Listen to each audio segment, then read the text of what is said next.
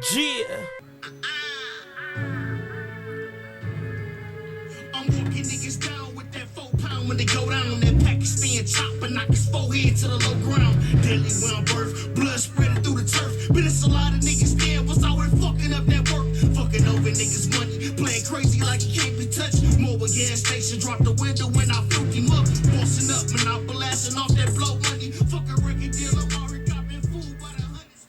What up, though? OG Kenny, O_G_ Kenny, at Retired from the Streets TV. I am what I am, and I've been busy. Busy man. I know y'all been seeing the inconsistency. You know, I used to drop every day. It ain't because I don't want to. It be on my mind every day. I have a million stories to get out to y'all and a million experiences I want to share with y'all. Unfortunately, real life kick in, and like this weekend, I'm dedicated to my daughter, so we about to head out and go have us some fun and a few, but I still had to make sure I got y'all some content today. So I'm going to dive right in. I'm at Macomb, right? This is late 99, wintertime. And I already told y'all so far, I done ran into the Singleton's family, legendary family from Detroit. I done been around a couple of dudes that know people that I know from the streets. I got a lot of young dudes around me at the time. And I don't even know why that happened, but our particular wing that they had us on, it was like me, a couple of old heads, a couple of Medline people that was to themselves and stayed on their bunk all day. The rest of these dudes was youngsters. I'm a youngster. I'm 22 years old at the time. Like I keep telling y'all, I wasn't no older dude. I supposed to have been probably graduating from college or had just graduated from college. I'm in the penitentiary learning how to navigate through the yard, how the politics in prison work, which Michigan politics. Listen, I'm going to do this right now. My bro, Hassan, y'all look in the comment section, y'all see Hassan commenting. My bro been on me, like, bro, where the video at, right? He been really encouraging me and pushing me, and I've been having to explain to him, bro, I've been busy, but me and him been talking at length about both of our experiences with the Michigan Department of Correction and how the politics in the Michigan Department of Correction, how it's ran, are different from other, say Cali and other places that are known for legendary prison stories, right? It ain't racially motivated like other states. Here it's more religious based, you know what I mean? Depending on your religious affiliation in that organization or what organization you're a part of, period. So me and him, I want bro, because I want to encourage him to do the same thing that I'm doing, putting his voice out there and giving his perspective. So I'm going to save a lot of those conversations about the nuances that are different between the way we do it in Michigan and other places. Like I went to Virginia, it was a lot different. Because he was down there, so he know firsthand too.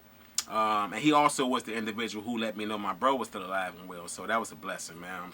Alhamdulillah. So me and that brother gonna tap in with those stories. So I'm calling you out, bro. You've been on my head. You hear me? So I know you're gonna get in the comment section and be on me, but I'm calling you out, bro. I'm gonna leave those stories for me and you. Now, so it's different, right? But I'm learning how it goes. I don't know if it's different from nowhere else because I've been nowhere else, but I know that this ain't the way the streets is ran. I mean, in certain things like code of honor, code of respect, keep your mouth closed, mind your business. Excuse me. Deal with who you're dealing with and stop. Don't be so friendly as to pulling new people in. Certain common sense street rules apply the same they do in prison as well as in the street. However, the way these dudes move was totally different to me, especially dealing with dudes from other cities that move different within their own cities in Michigan. You feel me? Saginaw, Flint, Detroit, Benton Harbor, Battle Creek, Muskegon, GR, what they call Gun Rule. All these places, they got different ways they do things, right? So I'm around these young cats. Around this time, it's a lot of tension because dudes fresh back from Virginia. A lot of them, trying to figure out how they're going to get their hands wet or get a bag rotating, because when you get to a new yard, you got to essentially start from scratch with relationship building. If you had anything that was enterprise and that was making money, you got to start from scratch with that as well. So, gambling, like I always say, is a no-no, right? Loaning and borrowing, if you don't know who you're dealing with, is a big no-no as well. Well, my bros, start getting into having a little bag, start dealing with the young white dudes and start messing with the prescription pill thing and whatnot, and start mixing stuff and whatnot and trying to get their bag on. It went bad. It went south. The first time I saw a lock and a sock used on the individual was the repercussions of somebody switching up the package. Now, this is how the story go. We getting visits now. We back up here. my man started seeing a loophole. Young dude started seeing a loophole in the visit rotation on the days that he was going. This particular officer wasn't as keen on his job like a lot of the other officers were. So he started saying, man, I can get a kiss a little longer. He let me get my free fill on a little bit. You know what I mean? Because it's supposed to go like this. When you get the visit, at the beginning of the visit, at the end of the visit, you can embrace and kiss your loved one or whatever. And then that's it. Throughout the course of the visit, the most you can do is put your arm around them. But your hand has to be in plain sight. But he said, I'm getting down. I'm getting free fill. He said, I done popped a nurple in my head once. You know what I mean? So he doing his thing. He getting his fill on. But his thing is, we all about to go home. Most of us that I'm rotating with, we all probably got 2-3 years to go, so we ain't locked in. Seem like a lot of time, but when you doing time, them little 2-3 years start going. So you like, I'm getting short. I'll be home soon. Let's go ahead and start accumulating and stacking some bread up. And that's what the type of time bro was on.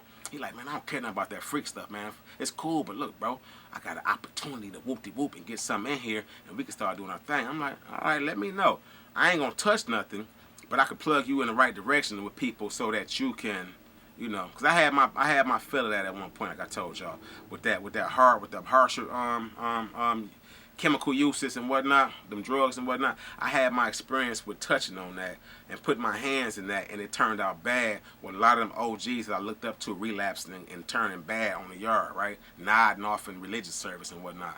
So of course I didn't want to put my hands in that no more. I was trying to get my dean on and really. I mean, I was wavering because, like I said, I got my bunkie robbed and all that. But I'm just saying, my thing was, I'm just trying to keep away from it. But I'll point you in the right direction. I see bro start doing this thing. He like, true to word, he started saying, look, bro, I told you, whoop, this is what I got. I ain't going to get into the specifics of what he had, but they started doing the mixture. They started working. Because if a dude ain't had nothing, and his system pretty much clean, as soon as he get a little taste of whatever, that familiarity, that's what he looking for. And he looking almost for a watered down experience because he know where he at. I'm in prison. I can't get the best and the most purest product, but whatever I can get, I'm grateful for. I'm going to pay top dollar for, and I'm on it. Over time, though, he started putting his trust in some more dudes that just because they're from his city in different house units. I see him on the yard rotating, and I see he linking up just based on the affiliation of proximity. We from this city. We from this area.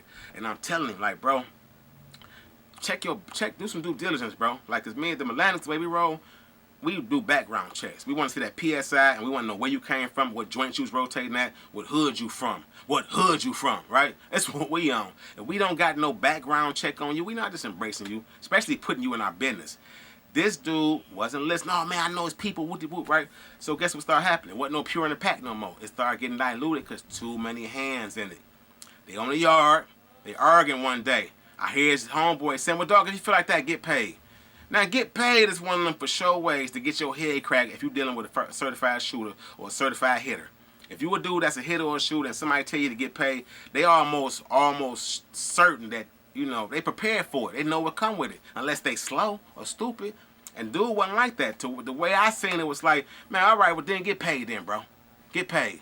Since you don't like how I did or you saying something wrong with it or whatever, bro, get paid then. Because I ain't giving you nothing, right? Wrong move.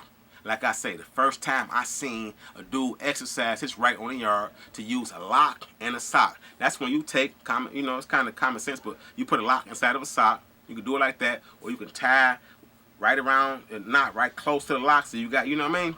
And I see my man, he go on the yard the next day, my little bro, right? I ain't gonna say where he's from, none of that, but I'm gonna say, because everybody's seen it, and I don't know how people might still feel about this story. It was talked about for months after that. Because they was kind of supposed to be homeboys or have family affiliations and whatnot, right? This what happened. He go in the yard, he got his hand like tucked in his drawers, you know, but it's cold. It's November. It's cold, right? He got his hands tucked in. He talking to the dog like, man, look, man, we ain't have to do all that, bro. You could have just said, bro, I work it on. I ain't coming. I gave you an opportunity. To me, if you told me to get paid already, and I already feel like you already done did something in my bag and whatever, I ain't talking. I'm straight, you know, head first like a soccer star, right? That's what I'm thinking. Why he talking so much? If you gonna pop it off, right? Why dudes start explaining, like, listen, man, like I bop, bop, bop, bop, bop, bop, bop.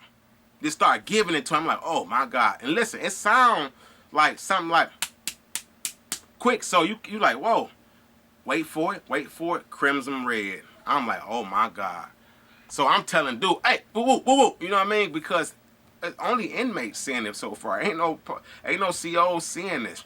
One thing I love about a lot of my experiences in the MDOC, oftentimes dudes were smart enough to do it when the CEOs wasn't around, when wasn't nobody, or wasn't no cameras around. So it was done clean, and it was able, not to justify nothing wrong in prison, but I'm just saying it was a clean exchange. Usually, you deserve what you got, bro. Usually. So as I'm seeing this dude hurry up, right? Go in his pocket, grab whatever he had, I don't remember what it was, and put it over his head and slide off the yard. Bro, one of his little homies grabbed the lock from him, you feel me? Grab his t-shirt, because then he got splattered with some crimson. So, right, so he got speckles all over him, right? And to me, I'm just like, this post, this is like communicable diseases, MRSA, staph infection. I'm thinking about that part of it. You feel me? Somebody leaking all over the place. That's too risky health-wise. But they switched his shirt out. He go back to the unit. He get cleaned up, right? They got dude up out of there though. He ended up getting packed up and riding out because come on, you need stitches, bro. And unless you tell him, listen, the dude ain't say nothing. I remember his name, but he was solid enough, and I saw solid behavior in him. So either he put somebody else in position and they messed up the bag, or he did it himself. Either way, up until that point, it seemed like he was a solid dude. He ain't run his mouth, so that was solid enough. But my whole point with that was I seen so much of that exchange, and it reminds me of how I listen to dudes talk about the hood that I'm in now. All these apartment buildings got shut down. The majority of the blacks in the area moved out. So now we got an influx of people that are non-black. They're not friendly, most of them. And the ones that are friendly, you got to be suspect because we don't know who you are. I still got homeboys who ain't retired from the streets who still shaking that bag. So I'm like, bro, you got to watch these new. They've been on here 6 months to a year. So what? Maybe they them people. Maybe they 21 Jump Street. Maybe they undercover. You don't know, you slow. I don't touch that bag no more, so I don't care what you do. But the fact that I got love for you, stop pulling in people based on proximity. Stop pulling people into your circle and your cipher, especially when you're doing something you know ain't right, and that can get you popped or can possibly open up other portals, right? Because when you're dealing with that bag and the robbing and all that, that's the devil's pie. That's Pandora's box. You open that up, you don't know what type of entities and spirits that you're dealing with, what type of demonic people that you're dealing with, what type of sick thoughts they done had way before they met you. You understand what I'm saying? And you just became an opportunity.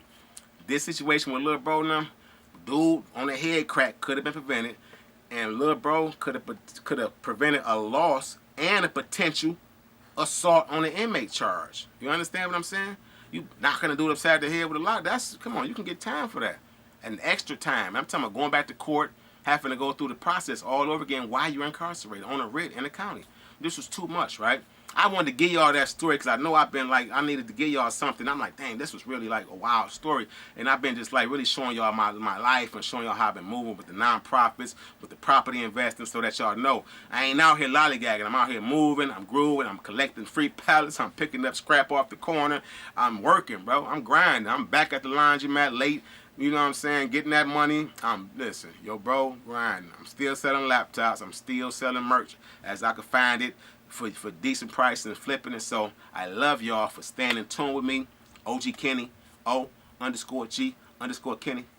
Advertise for the Streets TV. I love y'all, man. Listen, hit the subscribe button, notification bell, smash that like, comment whatever you want to comment, share the video if you feel like you want to. Right? I'm going to check y'all next time. Keep the change. Keep them nervous. I love y'all. Y'all be safe. May the peace and blessings that flow directly from the throne of God be yours today and forevermore. And may the universe bend to your will. I'm out.